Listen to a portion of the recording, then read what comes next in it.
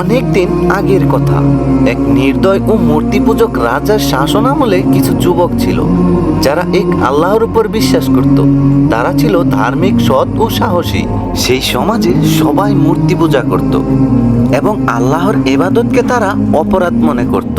কিন্তু এই কয়েকজন যুবকরা তাদের ঈমান ধরে রেখেছিল। যুবকরা যখন বুঝতে পারলো তাদের ঈমান হুমকির মুখে, তখন তারা সিদ্ধান্ত নিল রাজা এবং তার অন্যায় শাসনের বিরুদ্ধে অবস্থান নেবে না, বরং তারা একান্তে আল্লাহর ইবাদতের পথ খুঁজে নেবে। তারা গোপনে আল্লাহর নিকট প্রার্থনা করত, হে আমাদের পালনকর্তা, আমাদেরকে তোমার পক্ষ থেকে রহমত দান করো এবং আমাদের কাজের সঠিক পথ দেখাও। সূরা আল কাহফ আয়াত 10। তখন এই যুবকরা শহর ছেড়ে একটি পাহাড়ের গুহায় আশ্রয় নেয়। আল্লাহ তাআলা তাদের গুহার ভিতর এমনভাবে ঘুম পাড়িয়ে দেন যে তারা 309 বছর সেখানে ঘুমিয়ে থাকে।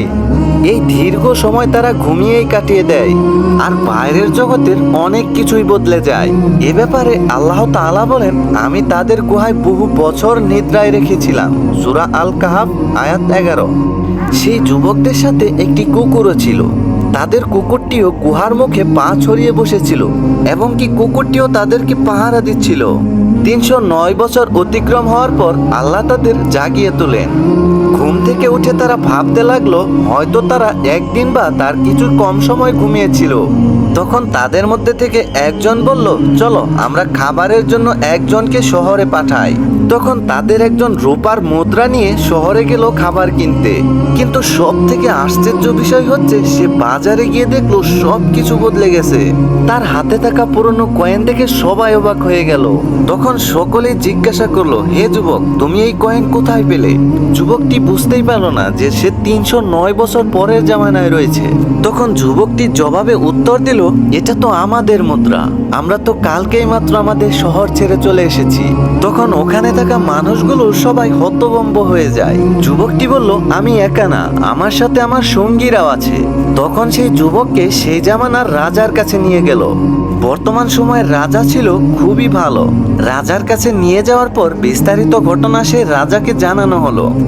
কিন্তু একটা সমস্যা ছিল, ওই জামানার মানুষ আল্লাহকে বিশ্বাস করত ঠিকই, কিন্তু এটা মানতে পারতো না যে পুনরায় তাদেরকে আবার জীবিত করা হবে।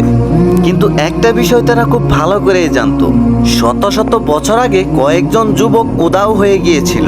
তাদেরকে আর কোনোভাবেই খুঁজে পাওয়া যাচ্ছিল না। যুবকের কাছে এই সব কিছু শোনার পর তারা তাড়াতাড়ি সেই গুহায় চলে যায়। গুহায় গিয়ে তারা দেখতে পেল সেই যুবকগুলো যারা আজ থেকে 300 বছর আগে হারিয়ে গিয়েছিল।